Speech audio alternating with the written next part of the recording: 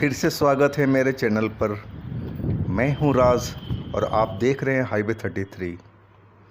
आज की कहानी जो हमें मिली है ये कोलकाता का सुखदेव प्रसाद जी हैं। सुखदेव जी कलकत्ता में ट्रक चलाते हैं। तो चलिए कहानी की ओर बढ़ते हैं।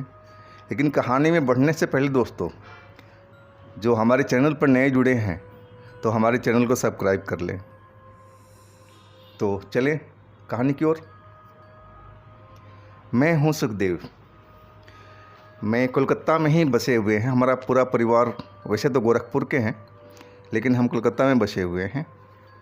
और मैं एक ट्रक चलाता हूं। मैं एक ट्रांसपोर्ट कंपनी में काम करता हूं और मुझे काम करते करीब 10 साल से ऊपर हो चुका है। और हमारे पास में जो हमारा असिस्टेंट है, जो हेल्पर है, वो है कालू। कालू भी हमारे घर के आसपास में ही रहता है, तो मैं उसको अपने साथ में रखा हुआ है। कालू सही लड़का है और ट्रक भी अच्छा भला चला लेता है। एक दिन हमें ट्रांसपोर्ट से आया खबर कि आपको एक ट्रक लेके जाना है पोर्ट पर। खिदरपुर पोर्ट है वहाँ पर, और वहाँ से कुछ मशीनें लोड करके हमें यूपी के एक छोटा शहर में जाना था। तो हम वहाँ से पोर्ट में चले गए। पोर्ट में सुबह में 10 बजे से गाड़ी लगा दिया हमने और दोपहर तक हमारा माल लोड हो गया।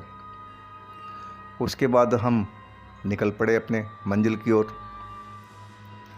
जब हम बंगाल का बॉर्डर करीब 50 किलोमीटर के आसपास रह गया था, तो मैंने गाड़ी रोकी, लेकिन मुझे अब नींद आ रही थी। और पहले मैं वॉशरूम गया और इसके बाद कालू को बोला, कालू अब तुम गाड़ी संभालो, अब सड़क पर बहुत ट्रैफिक कम था, मैं ज़रा 2 घंटा सो लूँ और उसके बाद हम देखेंगे आगे में। कालू बोला, ठीक उस्ताद, आप आराम करो, मैं गाड़ी चलाता हूँ।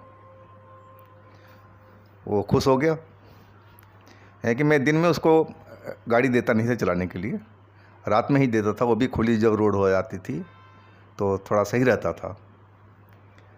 तो वो खुशी खुशी अपने ट्रक में बैठ कर के अपना चलाने लगा। मैं साइड के सीट पर जा कर के लेट गया।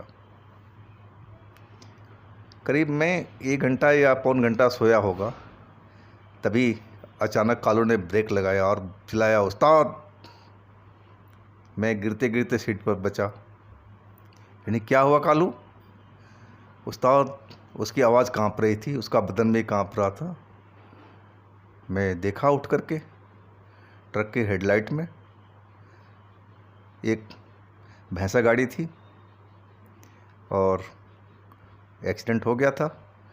दोनों पहिए उसके साइड में गिरे हुए थे। भैंसा ज़मीन पर लेटा हुआ था और उसके बदन से खून रिस करके नीचे ज़मीन पर गिर रहा था। मेरे तो हाथ पांव सुन्न हो गए। नहीं कालू, तुमने क्या किया? भैंसा गाड़ी तुम्हें दिखाई नहीं पड़ी? बोला, उस्ताद, अचानक ही भैंसा गाड़ी आई है और मेरे ब्रेक लगाते लगाते वो टकराई गई। नहीं कालू, ऐसा नहीं हो सकता, तुम्हें नज़र नहीं आया तू या सो गया है तू? बोलता, नहीं उस्ताद। यानी चलो अब देखते हैं क्या हुआ, इसके कौन चला रहा था? कहा, उस्ताद मैं देख नहीं पाया। हम दोनों नीचे उतरे, टॉर्च मैं निकाल लिया था गाड़ी से और देखा बुग्गी का दोनों पहिए तो इधर उधर पड़े हुए थे। उसका जो बीच का स्ट्रक्चर था वो भी टूटा पड़ा था। और हम ढूंढ रहे थे कि चलाने वाला कौन है, चलाने वाला वो बुग्गी का कौन है, तो वो हमें नज़र नहीं आया। पूरा हम ट्रक के नीचे भी टॉर्च मार कर देख लिए। फिर हमने झाड़ियों में देखना शुरू किया कि कहीं उछल कर के दूर गिरा हो। हमें कहीं पर नज़र नहीं आया। इधर देखा उधर देखा, हर तरफ हमने देख लिया। आवाज़ ही मारा, भाई कौन है बुग्गी चलाने वाला, कहाँ पर हो? लेकिन कोई भी आवाज़ का जवाब नहीं आया। तभी हम फिर वापस बुग्गी की ओर मुड़े और देखा भैंसे के कि भैंसा ज़िंदा है या मर गया है।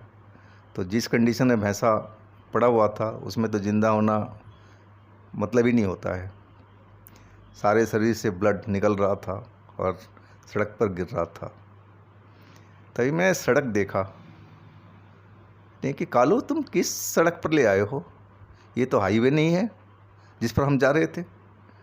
बोला हाँ उस्ताद, मेरे को भी लग रहा था, मैं गलत मोड़ ले लिया था, मुझे लग रहा था कि मैं गलत मोड़ पर हूँ। नहीं तू मेरे से पूछ लेता, जगा लेता। बोला हाँ उस्ताद, मैं सोचा कि मैं थोड़ी दूर आगे और देख लूँ, और अगर समझ में आ गया तो ठीक है, नहीं तो मैं वापस मोड़ लूँगा। नहीं गधे, तेरे को बताना चाहिए था ना, अगर तू इस मोड़ से इस रोड पर नहीं आता तो ये हालात नहीं होते हमारे। हम मेन हाईवे छोड़ चुके हैं, इस पर तो कोई ट्रैफिक भी नहीं है, सुनसान रोड पड़ा हुआ है। बोला हाँ उस्ताद। तभी हमारा ध्यान भैंस की तरफ गया, उसकी आंखें खुली हुई थी, एकदम लग रहा था जो मरी गया था वो तो जिंदा था ही नहीं। देख तो तूने एक निर्जीव का हत्या कर दिया। करा उस्ताद हमारी कोई गलती नहीं है, से अचानक ही भैंसा गाड़ी, और मैं देख ही नहीं पाया, जब तक ब्रेक लगाता तब तक टकरा चुके थे ये। मेरे मन में भैंसे के प्रति दया थी, यानी कि निर्जीव की एक हत्या हो गया, यानी कालू तेरा सर पर पड़ेगा ये निर्जीव हत्या, और बाकी वो जो चलाने वाला था वो तो कहीं नज़र नहीं आ रहा है। फिर हमने एक बार कोशिश की देखने के लिए, हर तरफ देख लिया लेकिन कोई नज़र नहीं आया। फिर हम नहीं कालू एक काम कर, अब तू ट्रक को बैक कर यहाँ से और हम वापस चलते हैं हाईवे की ओर, हम गलत रोड पर है ही हैं। बोला हाँ उस्ताद। लेकिन वो डरा हुआ था, उसके हाथ कांप रहे थे। कि नहीं तेरा हाथ तो कांप रहा है, तू गाड़ी चला लेगा। बोला हाँ उस्ताद चला लूँगा, मैं बैक करता हूँ, बैक करके फिर देख लेगा। ठीक है तू बैक कर। मैं पीछे चला गया, उसको बैक कराने में मदद किया। बैक करके फिर वो टर्न ले लिया, और तभी अचानक हेडलाइट रोशनी में देखा वो भैंसा जो मरा पड़ा था वो तो सामने खड़ा है। फिर हम पीछे मुड़ कर देखे तो ना पीछे में बुग्गी थी ना भैंसा था। अब तो हमारे कदम बिल्कुल वहीं जड़ से गए, एक कदम उठाया नहीं जा रहा था। शरीर में मानो खून ही ना हो, एकदम सूख चुका हो, ना गले से आवाज़ निकल रही थी। बस हमने कालू की तरफ देखा, कालू मेरी तरफ देखा, और भैंसा पूंछ उठाए फुंफकार रहा था, और उसका शरीर में जो घाव था उससे खून लगातार बह रहा था। वो सीन देख करके हम बहुत बुरी तरह से डर गए। कालू तो थर थर थर थर काँप रहा था, उसके पैर तक काँप रहे थे, लग रहा था कि वहीं बेहोश होकर के गिर जाएगा। बड़ी मुश्किल से मैंने उसको हाथ पकड़ा और इशारा किया कि रुक जाओ कालू, आराम से आराम से आराम से। तभी लगा कि भैंसा हमारी तरफ दौड़ने वाला है, यानी कालू एकदम ट्रक में अंदर चल जल्दी से। वो दूसरी साइड में गया कंडक्टर सीट की तरफ, मैं स्टीयरिंग संभाल लिया, और हमने गेट को और खिड़की भी बंद कर ली। भैंसा वहीं का वहीं खड़ा हो गया, लेकिन जो उसकी हेडलाइट की रोशनी जा रही थी ना, वो भैंसे से निकलकर दूर तक लंबी तक जा रही थी, जैसे भैंसा शीशे का बना हो, ऐसा महसूस हो रहा था। और उसकी जो भयंकर गुर्राहट थी और फुंकार रहा था, वो पूछिए मत, हालत ख़राब करने वाली थी। हम बड़ी मुश्किल से हम अपने आप को संभाले हुए थे। तभी कालू बोला उस्ताद अब क्या करेंगे हम। मैंने इशारा किया हाथ से, चुप रहा, मैं देखते हैं। ट्रक तो मेरा स्टार्ट ही था, और हमने गियर लगाया और आगे की तरफ बढ़ाने लगा गाड़ी को आहिस्ता आहिस्ता। जितना मैं बढ़ाता गया भैंसा आगे की तरफ आता रहा, यानी कि अब ये फिर मैंने ब्रेक लगा दिया। अब मैं समझ गया कि भैंसा हमको जान नहीं देगा, ये कोई आत्मा है, भूत प्रेत है या शैतान है। मैंने कालू तुम आराम से बैठ, अब हिलना डुलना बंद कर। वो बहुत वो तेज़ी से कांप रहा था उसका शरीर, नहीं थोड़ा आराम कर ले, एकदम शांत हो जा, एकदम हिलडुल मत। और मैं गाड़ी का इंजन बंद कर रहा हूँ और हेडलाइट बंद कर रहा हूँ। फिर देखते हैं ये भैंसा यहाँ रोड से हटता है कि नहीं हटता है। अब मैंने वही किया, गाड़ी का इंजन बंद किया और हेडलाइट भी ऑफ कर दी। धूप अंधेरा था बाहर में, दोनों साइड में पेड़ लगे हुए थे लंबे लंबे, और जंगल से आवाज़, जो साइड का जंगल थे उनमें से आवाज़ किस्म किस्म का आ रही थी।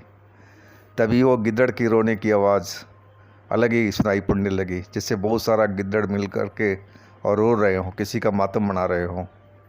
ये जो संकेत था ये ठीक नहीं था। हमारे यहाँ पर माना जाता है कुत्ते रोए और गिद्दड़ रोए तो समझ लो कोई आफत आने वाली है। मैं सहमसा गया, बुरी तरह से मैं भी घबराया हुआ था। मैं कालू को बहुत मुश्किल से संभाल कर रखा हुआ था और मैं सोचूं कि अब क्या होगा। अगर मैं ट्रक ले जाता हूं आगे की तरफ तो भैंसा भी आगे आ रहा है। फिर हमारे दिमाग में एक आइडिया आया, यानी कि ट्रक में पीछे लेकर देखता हूं। फिर मैं ट्रक स्टार्ट किया, लेकिन हेडलाइट जलाया नहीं और पीछे लेने लगा। मैं देख रहा था भैंसे की तरफ, वो चमक रहा था और बिना रोशनी के भी वो अलग सा दिख रहा था। वो जैसे रेडियम लगा रखा, उसका शरीर पर पोत रखा और रेडियम पेंट, उस तरह से उसमें से प्रकाश निकल रहा था। मैं तो समझ गया कि ये आत्मा है ही है, आत्मा है, शैतान है, जो भी है ये। तो मैं ट्रक पीछे लेने लगा और वो आगे की तरफ बढ़ने लगा, यानी कि इसको पीछे ले कोई फ़ायदा नहीं है। मैंने ट्रक को रोक दिया और इंजन ऑफ कर दी। अब मैं सोचने लगा, हे माँ काली, हमारी रक्षा करो, कैसे भी इस भैंसे से हमें मुक्ति दिलाओ। और हम इंतज़ार करने लगे। अब हमने सोच दिया जो होगा देखा जाएगा, अगर ये हमें मरना यहीं पर है तो हम मर ही जाएंगे, है कि अब कोई हमें और कोई ऑप्शन नज़र नहीं आ रहा था। चुपचाप अपनी सीट पर मैं बैठा रहा और कालू को भी, कालू बिल्कुल आराम से बैठे रहो। फिर मैंने घड़ी देखी तो 4 बजने वाला था। मैं कालू से बोला, कालू 4 बजने वाला है, सुबह हो चुकी है, थोड़ा सा वेट कम करते हैं, कोई ना कोई आता ही होगा इस रोड पर, और सुबह होते ही आत्मा भूत वगैरह सब भाग जाती है, थोड़ा सा हमें इंतज़ार करना चाहिए। कालू ने मुंडी हिलाई अपनी, हाँ उस्ताद। और हम चुपचाप अपनी सीट पर बैठ गए आराम से। करीब आधा घंटा बैठने के बाद में, और भैंसा को हम नज़र थी उस पर, वो अपनी जगह पर घूम रहा था, इधर से उधर कर रहा था, लेकिन था अपनी ट्रक के सामने ही। लेकिन एक चीज़ था कि हमारी ट्रक पर वो हमला नहीं कर रहा था। अब पता नहीं क्यों नहीं कर रहा था, ये बात मैं नहीं जानता। 4:30 करीब हो गया सुबह का। तभी हमें पीछे से किसी का गाने का, भजन का आवाज़ सुनाई पड़ी, और एक तारा, जो बंगाल का एक यंत्र है, वाद्य यंत्र है, ये महात्मा जोगी वगैरह रखते हैं, उसका बजने की आवाज़ आई। मैं समझ गया कि कोई महात्मा या कोई साधु वगैरह आ रहा है इस रास्ते पर। शायद पास में नदी हो, वो आश्रम से आ रहा होगा, नदी में नहाने जाएगा। मैं अपना आइडिया लगाया। तभी आवाज़ वो भजन का हमारे ट्रक के पास में आई। तभी मैंने झटके से गेट खोला। साधु बाबा भी उछल गए, अरे भाई क्यों डरा रहे हो, क्यों उछाल रहे हो हमें? नहीं बाबा, हम आपकी वेट कर रहा था, आपकी आवाज़ सुनी ना, तभी से हम। क्या हुआ? यानी कि बाबा वो देखो सामने। बाबा, उनका कदम था एकदम स्थिर हो गया। तो बोला, ये शैतान यहाँ पर है? मैं सहम गया। नहीं बाबा, आप जानते हैं? बाबा कुछ नहीं बोले, एकदम मौन धारण कर लिया और मेरे को उंगली मुंह पर रखने का इशारा किया कि मतलब कुछ मत बोलो। और वो अपने थैले में से कुछ चावल निकाल करके, पता नहीं वो भूत था या चावल था, मैं देख नहीं पाया सही ढंग से, और कुछ मंत्र को पढ़ने लगे। पढ़ते पढ़ते काफ़ी देर हो गया, करीब 10 मिनट के आसपास हो गया, और भैंसा अपनी जगह पर घूमे जा रहा था, कभी इधर कभी पूंछ उठाए फुफकार रहा था। तभी वो बोले आओ मेरे साथ में। यानी कि बाबा मैं तो नहीं जाऊंगा, मेरे को तो डर लग रहा है। बोला आओ कुछ नहीं होगा।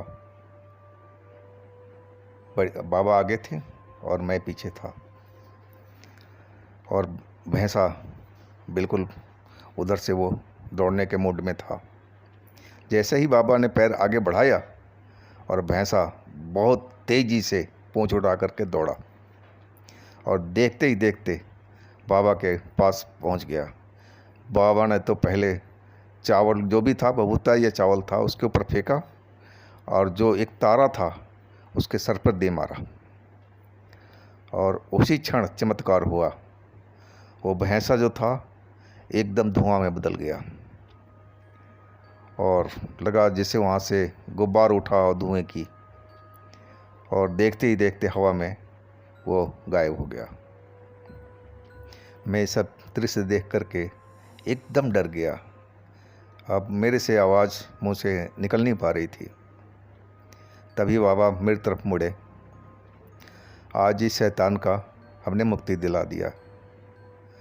अब ये कभी किसी को तंग नहीं करेगा, ना किसी को मारेगा, ना कोई एक्सीडेंट करेगा। ये नहीं बाबा कौन है ये?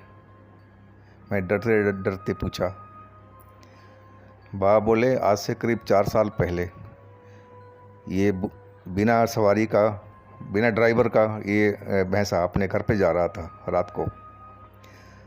तभी एक ट्रक वाले ने इसको ठोक दिया, और इसका इसी जगह पर मौत हो गया था जहाँ तुम अभी खड़े हो।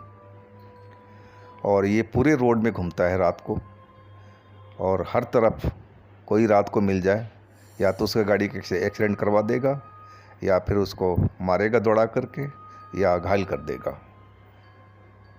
यानी कि बाबा अब तो बोला अब कुछ नहीं, अब तो इसको हमने मुक्ति दिला दिया है। यानी कि बाबा फिर हम ठीक हैं, अब इस जगह पर सेफ़ हैं? बाबा बोले हाँ बिल्कुल तुम सेफ़ हो, और मैं चल रहा हूँ नहाने, और अपने रास्ते पर आप निकलो। मैं एकदम जड़वत सा रहा। मैंने बाबा के चरण छुए, बाबा ने आशीर्वाद दिया और चल दिए। कालू अंदर से ही चिल्लाया उस्ताद अंदर आ जाओ। मैं ट्रक का खिड़की खोला और अंदर चला गया। कालू बोला उस्ताद देखा बाबा ने क्या किया? नहीं कि हाँ बेटे मैं देखा, वहीं से मैं भी देखा। तूने देखा पूरी सीन? तो उसने बोला हाँ उस्ताद मैंने देखा। बाबा तो बड़े चमत्कारी थे। यानी चलो बाबा ने तो हमारी जान बचा दी, तो आज ये भैंसा छोड़ने वाला नहीं था हमें। ये भैंसा नहीं था, से पूरा का पूरा शैतान बन चुका था ये, जैसे बाबा बता रहे थे ये। इसके बाद हमने ट्रक स्टार्ट किया और वहाँ से निकल लिए। तो आज की कहानी बस इतना ही। फिर हम अगली कहानी मिलेंगे, और फिर दोबारा एक बार आप लोगों से आग्रह है कि हमारे चैनल को कृपया सब्सक्राइब करें, लाइक करें, शेयर करें। और हाँ दोस्तों, आपके पास भी ऐसी कोई कहानी हो तो हमें इंस्टाग्राम पर शेयर कीजिए। तो अपना ख्याल रखिएगा। धन्यवाद आपका।